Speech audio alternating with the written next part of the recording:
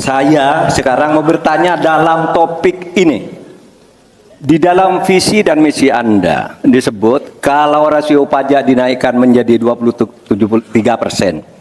Dalam simulasi kami, angka itu hampir tidak masuk akal.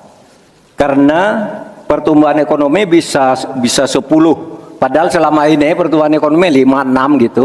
Itu kalau Anda bisa menaikkan rasio pajak sampai segitu bisa 10%. Lalu bagaimana Anda mau menaikkan pajak? Orang mau insentif pajak aja orang tidak ngambil. Terima kasih. Assalamualaikum warahmatullahi wabarakatuh. Waalaikumsalam warahmatullahi wabarakatuh. Silakan Cawapres nomor urut 2 untuk menjawab, waktu Anda 2 menit. Prof Mahfud, yang namanya menaikkan rasio pajak dan menaikkan pajak itu beda.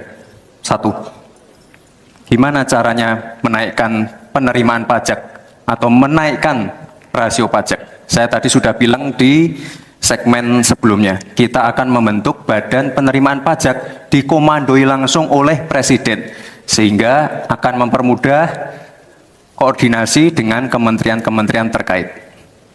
Itu. Jadi DJP dan Bea Cukai akan dilebur jadi satu, sehingga fokus dalam penerimaan negara saja, tidak akan mengurusi lagi masalah pengeluaran. Lalu sekali lagi digitalisasi penting. Saya melihat di Kementerian Keuangan juga sudah menyiapkan, tapi mungkin aplikasinya masih pada tahap testing and enrichment. Kita melihat sudah ada core tax system yang akan disiapkan. Ini nanti akan mempermudah proses bisnis, mempermudah proses administrasi, memperbaiki pelayanan pajak. Misalnya sekarang nanti ketika sistemnya itu keluar, ketika kita akan melaporkan SPT tahunan, kita tidak perlu lagi mengisi dan menghitung karena sistemnya sudah pre-populated, sehingga tinggal klik, tinggal konfirmasi, selesai.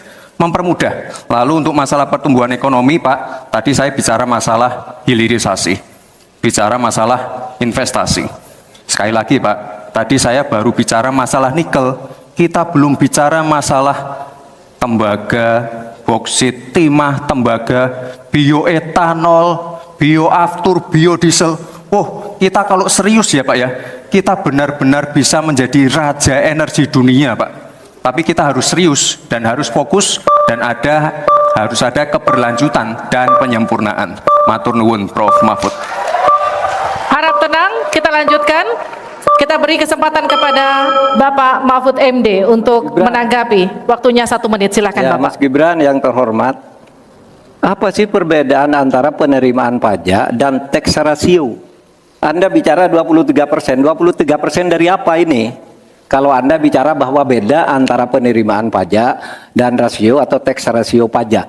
Kan kalau persen kaitannya dengan PDB. Apa 23% dari APBN atau apa? Kalau 23% dari APBN itu salah. Karena sekarang aja sudah 82%. Dengan tax rasio sekarang hanya 10,5. Sumbangan terhadap APBN itu 20%. Saya ingin tanya, 23% itu dari apa? 23% dari PDB atau dari APBN atau apa untuk menaikkan pajak? Hati-hati loh. Rakyat itu sensitif kalau pajak dinaikkan, karena kita sudah berkali-kali nawarkan teks amnesti juga tidak jelas hasilnya. Kemudian teks pajak itu, insentif pajak sudah ditawarkan oleh pemerintah, benar tidak Pak yang mau? Karena diperas-peras juga jadi alat nego di kantor pajak. Nah oleh sebab itu ini harus jelas 23% dari apa, selesai. Silakan. Masih lanjut, silakan.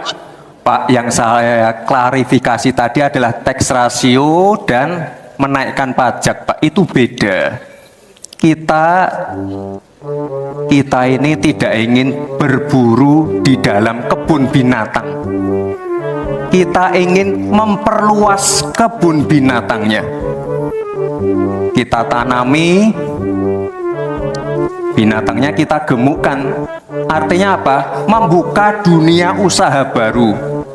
Sekarang NPWP, yang punya NPWP ini baru 30%. Artinya apa? Kita harus melakukan intensifikasi dan ekstensifikasi.